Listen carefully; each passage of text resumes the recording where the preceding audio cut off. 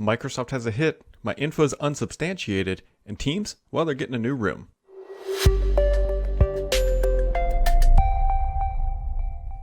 Happy Friday, friends. We are back doing the same thing we do every Friday, where I answer a bunch of questions from you all, and I always appreciate those. And we also talk about a lot of the topics of the week, the gaming news, the tech news, and we just wrap it all up into a nice little bundle we call a podcast. And so here we are. A couple highlights. Apple has somehow hit $2 trillion valuation. Now, that is the market capitalization of all their stock pricing, price times outstanding shares, which is an astronomical amount of number. 2 trillion being the first company ever. I believe Apple was also the first company to hit 1 trillion a couple of years ago. And it's hard to argue whether or not this is true or this is way overinflated. I'll leave that up to you, but I will point out that Apple is on the cusp of being nailed for antitrust in multiple countries around the world. Publishers are also now demanding lower fees because the publishers found out that, hey, Amazon is getting a lower rate, a preferential treatment in the Apple Store. And so all the publishers who aren't Amazon now want that same rate because they're paying more to do the same thing Amazon is. So it's 2 trillion. That is an astronomical amount of number. I personally think it's a little overweighted, but we will see. The market will bear the fruits of whether or not that is true in time. So we'll keep that on. Oracle is also looking to make a Microsoft. Well, not really a Microsoft, but they're looking to buy TikTok as well. It seems like every large sort of tech company that is not Facebook, Google, or Amazon are trying to buy TikTok. We will see who ends up being the rightful owner of the platform and the social media company.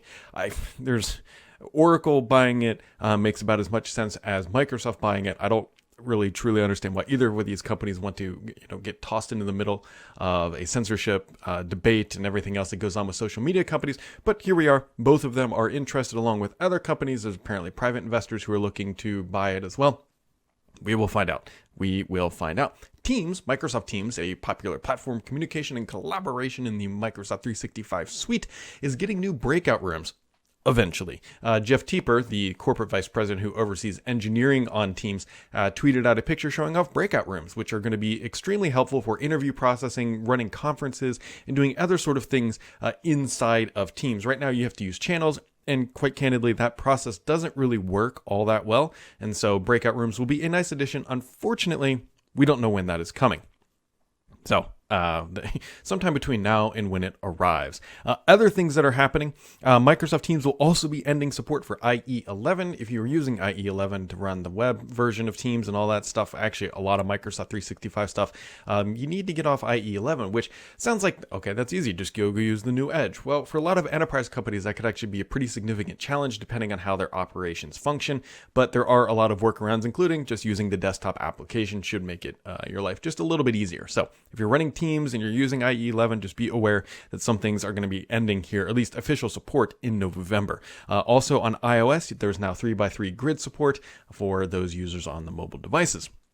Windows 10, 1903, and 1909 are also getting the Windows subsystem for Linux 2 that was previously a 2004 exclusive feature, and Microsoft is now expanding that to those older iterations, which makes sense. I think a lot of that might have to do with their larger customers who aren't going to be updating the 2004 and are kind of in a holding pattern, mostly because they're all working remotely, are going to now have access to that functionality, which is a good thing. And a scoop that I got from last weekend was that Panos Panay is going to be joining the board of Sonos, and on Monday, Microsoft officially confirmed, or Microsoft, I should say, Panay and Sonos officially confirmed that this will be happening. Now, a lot of people interpreted this to mean that Panay was leaving Microsoft. That is absolutely not true. Once you get to a certain elevated status in life, you just start kind of joining company boards. That's the new, I shouldn't even say the new, that's the next country club, right? That's what wealthy people do. Panos is on the board of Sonos.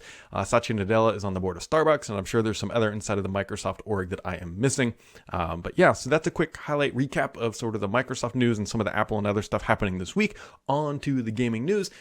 Onto it. I said that a couple times, but here we are. Flight Sim is out. Flight Sim 2020. This is a blockbuster hit for Microsoft. It is, I believe, potentially one of their highest rated games ever. It has been very, very, very well received across the board, and it is going to be a long-term win for Microsoft and effectively, eventually Xbox as well. It is part of Game Pass and all that good stuff, but if you are a Flight Sim fan, this is definitely a must-buy, and there's already peripheral companies somebody's working on new joysticks and everything else that are going to be available. Actually, I think some of them are available. I just think they're all sold out or back ordered at this point, to make that experience a little bit better. I'm still waiting for like really proper VR headset support. I think that is the missing component, but that is a super cool game that Microsoft has put together. It's really well done. Now, it's not perfect, but it's sort of hilariously imperfect. So there's a tower in Melbourne, Australia, if you fly around, that is really tall. And it was there because of a coding, not even a coding bug, pretty much a text entry bug. It was supposed to be 2 stories tall, and the person, I believe Microsoft was using some OpenStreetMap data, entered it in as 212 stories tall. And so when you fly over there, you see this massive tower, and Microsoft will have to do some little fixes and updates. It's kind of funny, like how a game this popular or well received, like these are becoming memes effectively, people flying around looking for that stuff. But it's not. People are comparing it to Apple Maps. Now, the difference is Apple Maps was designed to be used with navigation and everything else like in the real world. This is a video game. And so the little hiccups in the data aren't, misrouting people or making it impossible to use. They're just nice little Easter eggs to fly around and find. I highly recommend the game. Just keep in mind that it is a flight sim. It is not a battle royale flight game, which, although I think would be awesome if they added that sort of mode, like you can get an A380 and start trying to fly into each other, it would be a lot of fun. But it is a flight sim game. It's complex. It's sort of tinkering. It's flight sim. So just keep that in mind when you do that. Microsoft also unveiled the updated Xbox dashboard, which I did on a video earlier this week. You can find that on the channel. The biggest difference is rounded corners. Microsoft is moving to a slightly more, I don't want to say softer design, but it's removing some of the hard edges. They're cleaning up the UI. It's also supposed to be significantly faster, I believe up to 50%, using 40% less RAM or memory, I should say. And so again, Microsoft is trying to make things faster, and with the faster console, it should be better. Speaking of the faster console, Phil Spencer did an interview, which we'll talk about here a little bit more this week. He said one of their priorities was to keep the noise level the same, and that's why the device is so large and boxy, is that they wanted a larger fan in there that spun at a slower speed. Anybody who uses a PlayStation knows that sometimes that thing winds up really, really loud. Now, Xbox Series X can do this as well. I've heard mine, but it's definitely more prominent on the PlayStation design. And so Phil Spencer wanted to avoid that. His, not verbatim, but pretty much says, I want people to be able to take the Xbox One X out, put in a Series X, and there be no noise differences between the consoles. And so, despite the fact that you get significantly more power and updated features, and so just kind of be on the lookout for the noise profile of the Series X should be quite a bit better. So let's see here. Next up is Call of Duty Black Ops Cold War is set to be unveiled on August 26th. This was one that's hit kind of close to home because I play a lot of Warzone. I play a lot of it. And so I'll be curious to see what's going to happen to Warzone with all of this. There's some stuff going on in the current map where they have missiles unveiled in the bunkers, but we don't quite know how that's going to tie in. The one thing I will point out is that the Cold War was known for missile standoffs, and maybe this is somehow related to the Cold War announcement, and it's going to align. I don't know if we're going to get a new map or what they're going to do with Warzone specifically. And so we will see. That is kind of what's catching my eye. So anyways, on to some things that have been happening. So I think everybody knows what I talked about in July, and I think we all know how 343 responded. And so I'm going to just kind of try to end at least this portion of whatever until they come out and gaslight me again.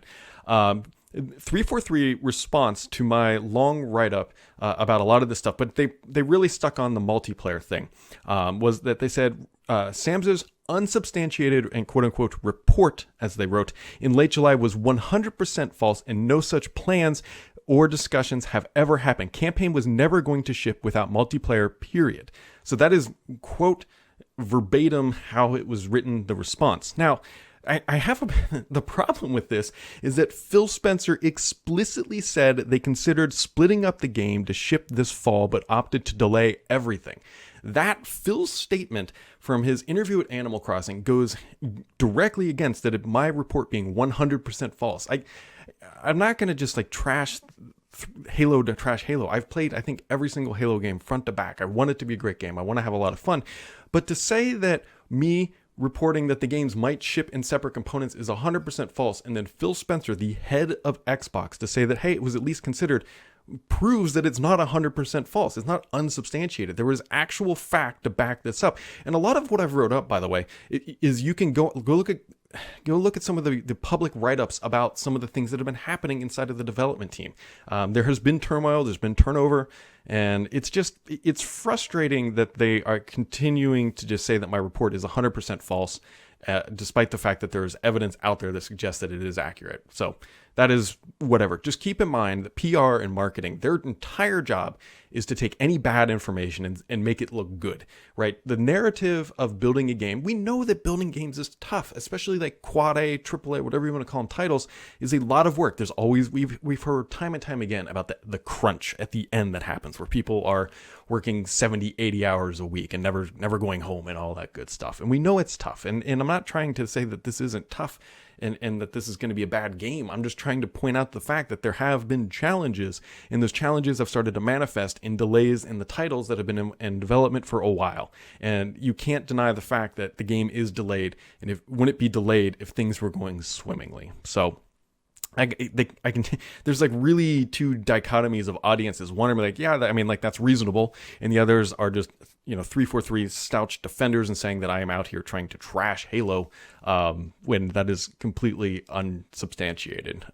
So just whatever. Here we are, me on the beating end of a stick for no particular reason that I don't think is accurate. I stand by what I had said, and I believe that it is not 100% false. So we'll move on to the comments, and here we go. So I'm so terrible with these names, but it's kind of the best part of the week, that me just stumbling and bumbling through this stuff. So, he says, my name is Joe, right there. He says, I love the Sam's Report. Thanks for tuning in, Joe. Appreciate it. Which console marketing campaign do you feel is generating more energy and excitement, Sony or Microsoft? So it's going to be dependent on how you define that, because there's a lot more people in the Sony camp. So from an amplifications perspective, Sony's stuff is getting more noise, if you will, just because there's more fans and there's more people who love that console than, say, the Xbox. I don't think either company is really doing anything particularly wrong. I mean, Microsoft has certainly had their missteps. Sony is kind of just, taken a very methodical and slow approach. The one thing that I think is losing on all this is effectively the consumer, because we're sitting here, everybody knowing that these consoles are going to launch 8-10 weeks, something like that, somewhere around there, ballparking situations here, maybe 12 weeks, something like that, whatever. We don't know the price of them yet. So we don't know PS5, we don't know Anaconda, we don't know what's going on with Lockhart, and so we don't there. And he says, beyond the price, as we get closer to launches, do you anticipate either has anything up their sleeve that will make one leap further ahead in terms of excitement, or do you think it might be mostly about price at this point? So it's a good question, because I think it was the 360, there was some like rumor about a hidden GPU, and that like Microsoft was going to unlock that at some point, or I don't think that was the Xbox One. I think it was the 360. I can't even remember at this point. I think pretty much both have played their cards, at least from a hardware perspective at this point. I'm not personally expecting anything sort of crazy. I don't know what else Microsoft could toss in there, maybe some VR support, but I'm not expecting that. I think at this point, mostly we know the boxes. We just need to wait and see the pricing and availability and their actual launch strategy, bundles, controllers, and all that kind of stuff. I think both companies candidly are doing fine. Sony's going to sell a lot of consoles. I think Microsoft is going to sell a lot of consoles, and I think it's going to be a great generation for gamers, and I just kind of think that's how it's going to be. Hi, Brad. When will movies and TV die? Surely the last nail in the coffin was the Duo not having support for the platform. While I'm sure apps were under development a few years back, it's just a corpse right now, and Microsoft should be announcing a way to migrate your purchases off the platform. I get that movies anywhere is an option, but that doesn't exist outside North America. So that's a good question. Microsoft has this movies and TVs sort of bundle. My gut says that there's probably some sort of contractual thing with these movie studios about supporting and having a store and having the availability. That is the only reason I can think of why this still exists.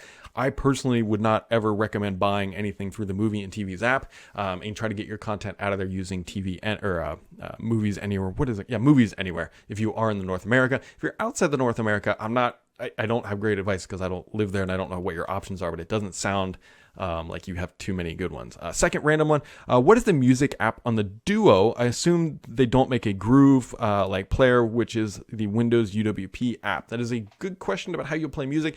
I don't have one here, so I can't quite tell you yet, but I suspect that it's going to be whatever Google default is, because again, at the end of the day, it is running Android.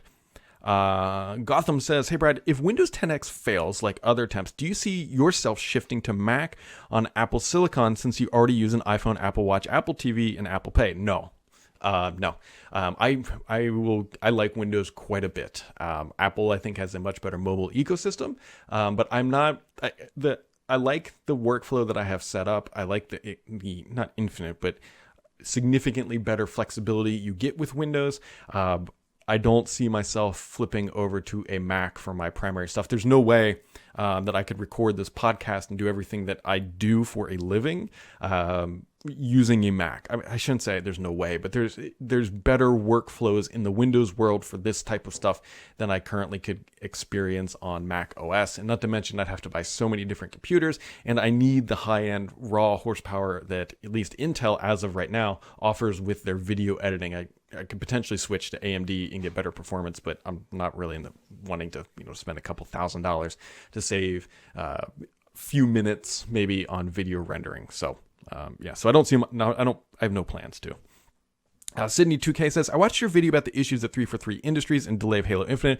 Very interesting. This week, we also saw the launch of Microsoft Flight Simulator to huge critical praise. I think it should be fine now to discuss. How was your time during the alpha phase of Microsoft Flight Simulator, and how did you feel the developers and alpha testers interacted with each other? Also, so building on that, was in the alpha since whenever the alpha came out. It's been a while, and I quite enjoyed it. Now, it was much more limited in scope initially versus what the full game experience is. Like, I think initially there was only 2 planes that you could fly around, and things slowly got added. But I enjoyed it. Like, it's just, to me, it's a casual game. I didn't go in there and figure out how to launch an A380 from scratch off the ground. You can go into certain scenarios like how to land a plane, just flying around, just instantly cruising, and that's what I enjoyed. Just nice little relaxing experiences of flying around the globe, looking at the visual fidelity, which Microsoft did a great job. I think all things considered, Microsoft deserves some significant praise for how well Flight Sim is put together, and so I think they did a good job. Also, is there anything 343 Industries could learn in implementing going forward with Halo Infinite from the experiences of a couple different titles and Flight Simulator? This is a Microsoft challenge, and you can't go implement change like at a gaming studio like 343 and just replicate what Flight Sim did. Maybe some of their processes and practices, sure, but it's too late, way too late in that development cycle to say, hey guys, just do what Flight Sim did and your game will be great. Like, that works for starting up a new game and a new title, but I don't think that works for a game that is or was expected to ship in about 2 months or something like that. 2-3 months, something like that. So I don't think that would have worked, or will work, I should say. DSimolv says, Brad, do you think Xcog may be possible as a PWA on iOS? This is a good question. If Apple does not change its position of not allowing game streaming, I'm not sure if there's a streaming solutions that PWA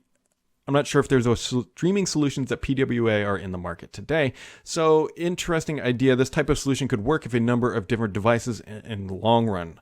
So, here's the idea. Right now, you can't use xCloud or Project X Cloud Gaming, whatever Microsoft is calling it, on iOS because it has to go through the App Store, and Apple doesn't like that. So his idea is, could they do it as a PWA where it's just a website and then you download that app onto your iOS device and then use it that way?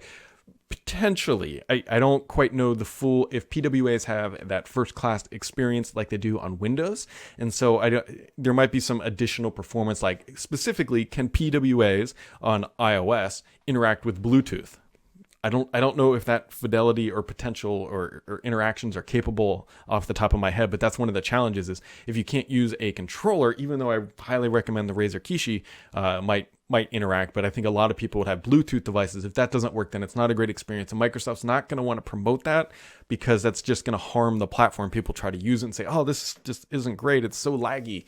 And then it just, reflects negatively on xCloud, which is in fact a great solution for that stuff. One of the things I really want to try, and I haven't tried it yet because I don't know if it's possible yet. I got to look into this. Flight Sim on xCloud could be like really cool on a phone. If you think about it, think about the Razer Kishi, mine's down below, I can't grab it right now, but just casually getting one and flying around. Now that's a lot more data maybe than xCloud was initially designed to stream, just because of that real world environmental. But like, to me, that would be super cool if you could just pop that thing out, just go for a nice cruise, because while it is data intensive, it's not necessarily, unless you're trying to like land in a real specific scenario, it's not super latency dependent. If you think about it from a flying perspective, just cruising around at altitude, anything like that, I think you could potentially do on xCloud, and that would be super, super fun. Rob T. Boy says, a while back you talked with Paul on a podcast about getting Surface headphones. Did they ever come in? And any thoughts? So yes, the Surface headphones too, I did order them. They came in, I used them, and then like 2 days later, they dropped the pricing of the Sony WM3s or WX3s from $350 down to $250, and I also bought those, and I used them side by side, and I can tell you that the Sonys are significantly better. Now, Sony just came out with a WX4, I believe they are. It's either WM4 or WX4. I can't remember at the top of my head. It's these guys. This is the case right here for it. My headphones are actually upstairs on my desktop. I highly recommend, if you can get a pair of the Sonys for $250, buy those instead of the Surface. One, the audio quality is just much better, and the noise canceling is better, which my justification for at the time was they're $100 more. Is it $100 better? I don't know if that's the case, but the fact that they were both $250, the Sonys are the better buy than the Surface headphones too. Mr. PKI coming in says, believe it or not, I have an actual serious question this week. What is the difference between the various headsets for Xbox controllers? Some require Xbox adapters and some do not. How can this matrix of choices be easily understood? So here's this question. I don't have an Xbox controller right near me.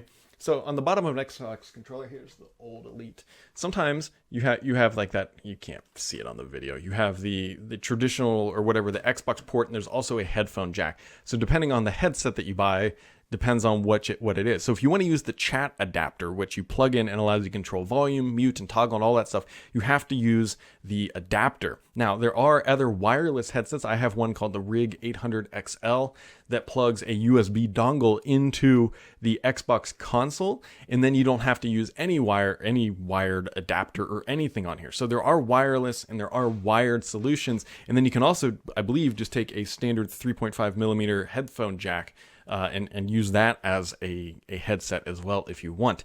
There's the challenge, and I think what Mr. PKI is getting to here is that it's complex depending on when you bought your headset, because initially I believe you had to use that chat adapter to use some of the older headsets. That's how they got that workaround. Now there are some newer headsets out there, and I actually have another one from it's like the Rig 600 or something like that only plugs into the 3.5 millimeter. So it just, in the famous worlds of Microsoft licensing, it just depends on which console, or which headset you're planning to use.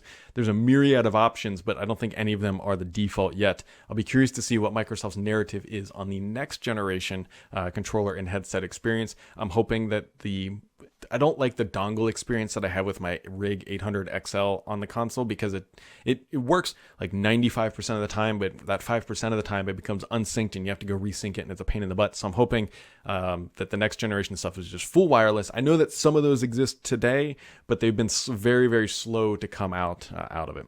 Mark says he has a couple of questions for you, and if you don't mind, of course I don't mind. Do you know why Game Pass version of Microsoft Flight Sim doesn't update through the store or seem to behave like a regular store game? Partially because it is a massive title, and some of that data that is utilized from Azure, don't quote me on this, I don't think it works the way that you would expect it to through the Microsoft Store, and I believe they might kind of work around some of those mechanics, which is why.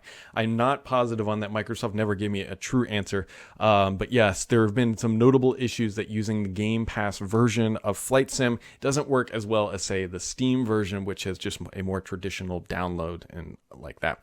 Number 2, if you had to pick which hypothetical purchase by Microsoft would be less bad, buying ARM or buying TikToks? Initially I was going to say ARM. That makes sense. Microsoft buying ARM would make less sense, but then all they're going to do is make Intel and AMD angry. Them buying TikTok is just a really sort of a minefield. So which one do I think is less bad? So I think buying ARM would be I don't know. Like TikTok just opens them up to a minefield of political turmoil, and it's going to be very expensive. Buying ARM is going to open them up to partner scrutiny, and I'll burn a lot of money. I think they're both not great options, personally speaking, but I would think buying ARM would potentially be less bad, because I don't think they would get regulated, because they don't do very well in the ARM space. The Surface Pro X is finally getting some notable features, like eye gazing and whatever. And I think they're going to get their Teams app here eventually, but it's pretty slow. So anyways, Thrust Bucket says, after things shown at Hot Chips regarding the Series X cost relative to the cost at X launch, the price leak online that many firm believe in the $599 camp for Series X, how likely do you think this is? I think $599 is on the higher end of plausibility. I don't think that's an outrageous price. I mean, don't get me wrong, it's a very expensive console, very expensive. But from the launch strategy, I don't think that $599 is outside Microsoft's possibility. Keep in mind that a lot of marketing things they're gonna inflate the pricing on what the actual end user is receiving just to help cover them legally in case there's hidden costs like shipping, licensing, or some other things. So I would be very surprised if it's more than $599, but I think that is the maximum upper bound that we will see for the Series X. This game of chicken with Sony on price is getting old and obviously holding up the Series S announcement. Make a bet on how it will play out and who will fold first. How likely is it that we see the Series S doesn't launch this year? I think, personally speaking, I think Microsoft will play their cards first. I'm not, this is just, shooting from the hip, if you will. I think Microsoft will play their cards first just because of just how things have been playing out. I do think I think the Series S will launch this year, but I can't explicitly confirm or deny that is happening. Me saying things that are or are not launching this fall has caused enough headaches in my life, so I'm not going to definitively say. All I can tell you is that at one point they did expect them to launch separately, but plans have shifted so much from that initial information that I don't quite know. We'll see. The thing is Microsoft, the Series S doesn't have to be announced, in my opinion, until Microsoft starts talking about pricing, because that's when the Series S, I think, has its bigger impact. If they do come out and say, hey, it's $599, then they say, okay, if you don't want to spend that, we have this other console called the Series S, and it's $349 or $399, and it gives you all the same HDR and ray tracing experience, but at a slightly lower resolution.